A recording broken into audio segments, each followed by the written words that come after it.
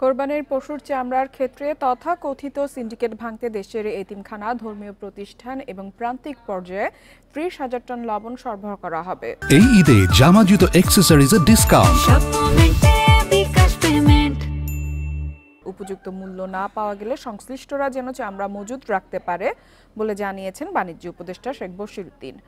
দুপুরে চামড়ার উপযুক্ত মূল্য নিশ্চিত করা এবং কোরবানির সাথে সম্পৃক্ত বিষয়াদির সুষ্ঠু ব্যবস্থাপনা নিয়ে উচ্চ পর্যায়ের এক বৈঠক শেষে সাংবাদিকদের একথা জানান তিনি। উপদেষ্টা বলেন, চামড়া পাচার রোধে বিজিবিকে সতর্ক থাকতে বলা হয়েছে। একই সাথে পশু আনা নেয়ার ক্ষেত্রে চাঁদাবাজি বন্ধে কঠোর হতে আইন শৃঙ্খলা বাহিনীকে নির্দেশনা দেওয়া হয়েছে। এক্ষেত্রে আলাদা হটলাইন নাম্বার দেওয়ার কথা জানান প্রধান উপদেষ্টার বিশেষ সহকারী আব্দুল হাফিজ।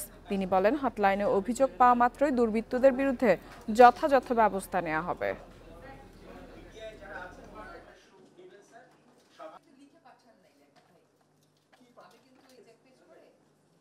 সিন্ডিকেশনটা জন্য কাজ করতে না পারে সেটার জন্য আমরা এটাকে মজুদ সহায়ক করে তোলার চেষ্টা করেছি, যে যেন ওনারা উপযুক্ত মূল্য না পেলে লবণ দেওয়ার মাধ্যমে যেন ওনারা এটাকে মজুদ করতে পারেন।